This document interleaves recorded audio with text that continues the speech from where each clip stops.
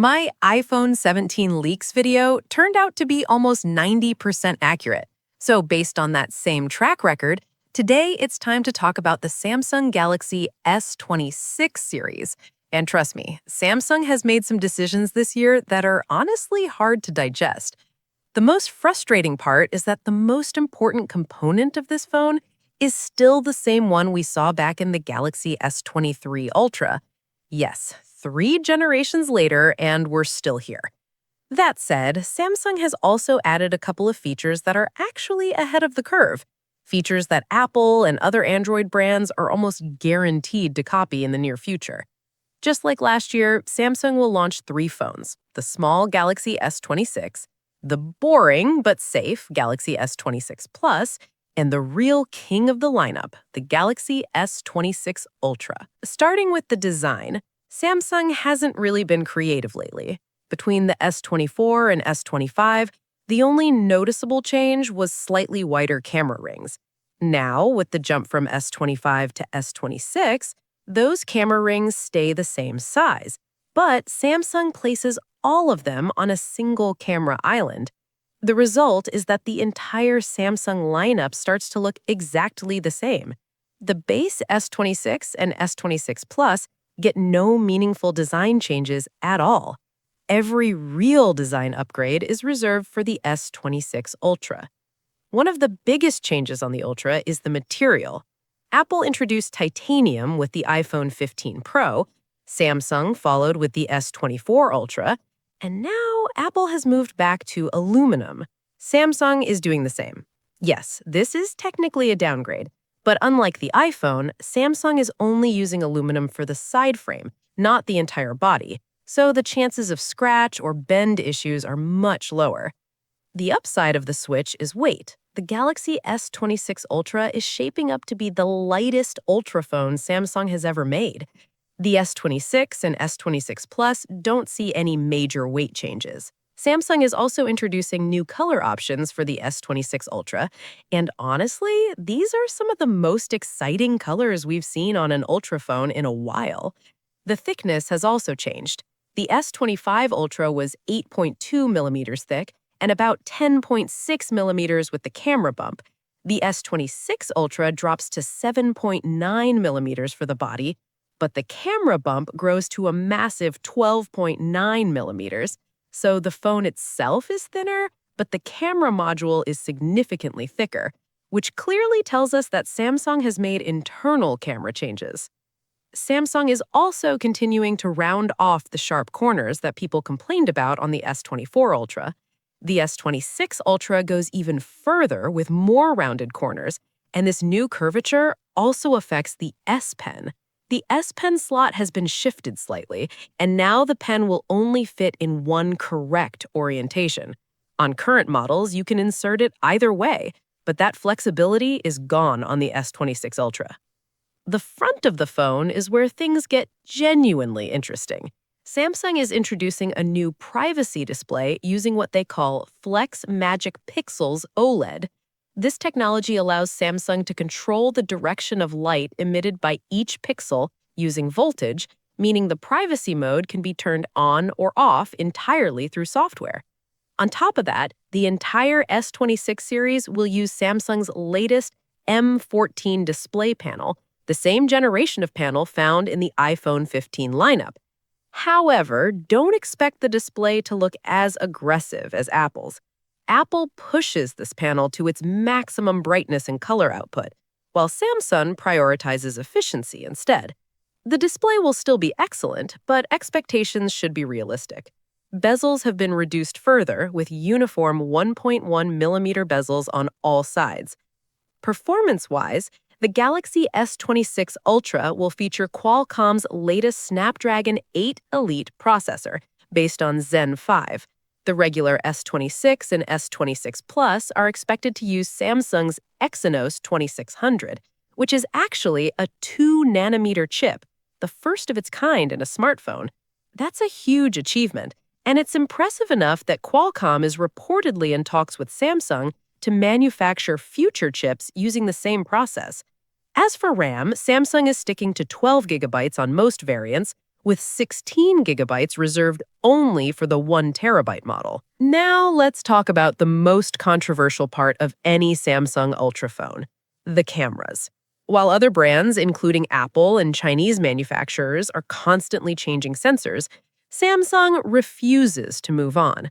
The 200 megapixel main sensor in the S26 Ultra is the exact same one introduced with the S23 Ultra 3 years ago. The hardware hasn't changed, but Samsung is increasing the aperture from f1.7 to f1.4, allowing significantly more light to hit the sensor. This should improve low-light performance when combined with better image processing. The 5x telephoto lens also gets a wider aperture, going from f3.4 to f2.9. The ultra-wide camera remains unchanged. The 3x telephoto technically gets an upgrade from 10 megapixels to 12 megapixels, but the sensor size is actually smaller, which makes this change questionable at best. One welcome improvement is that Samsung will now shoot 24 megapixel photos by default, similar to iPhones. This allows more detail without massively increasing file size. Video features are improving too, with video lock support, a new AVP video codec similar to Apple ProRes, and 12-bit lossless video recording.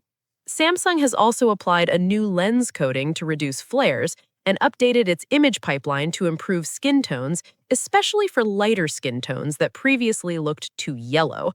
The front camera, however, sees no major upgrade. On the software side, the entire S26 series will launch with One UI 8.5 out of the box. One UI 8.5 deserves its own dedicated video, so I won't go deep into it here. But one exclusive feature coming first to the S26 Ultra is Bixby powered by Perplexity AI. Since both Siri and Bixby are famously useless, Samsung is clearly hoping this AI brain transplant will make people actually use Bixby. Another addition is AI notification summaries, similar to what Apple already offers, but potentially implemented better. Battery life remains a mixed story. Samsung is sticking with a 5,000 mAh lithium-ion battery and is not switching to silicon-carbon technology, which is disappointing. The good news is charging. The S26 series will support Qi 2 charging, increasing wireless charging speeds from 15 watts to 25 watts and enabling MagSafe-style magnetic accessories that are compatible with Apple's ecosystem.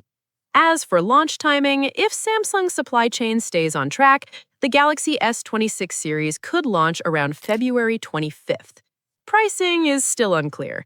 Earlier leaks suggested no price increase, but newer information points towards higher prices.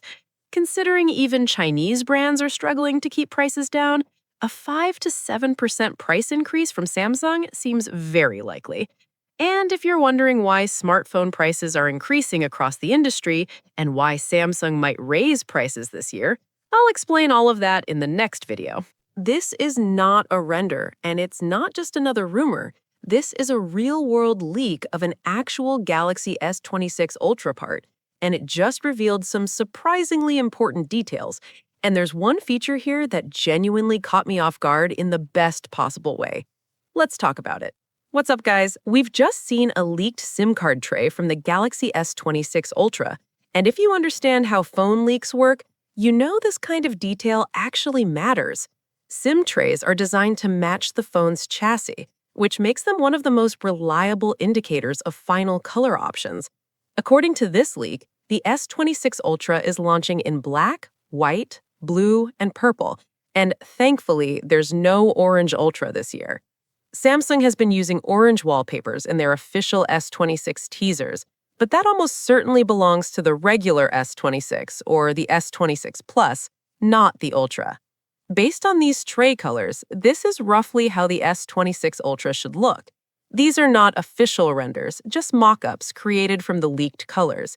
And it's worth noting that violet appears to be the hero color this year, meaning that's the one Samsung will push hardest in ads and marketing.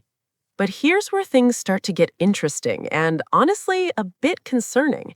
If you look closely at the leaked parts, The frame color matches the body color on every single variant.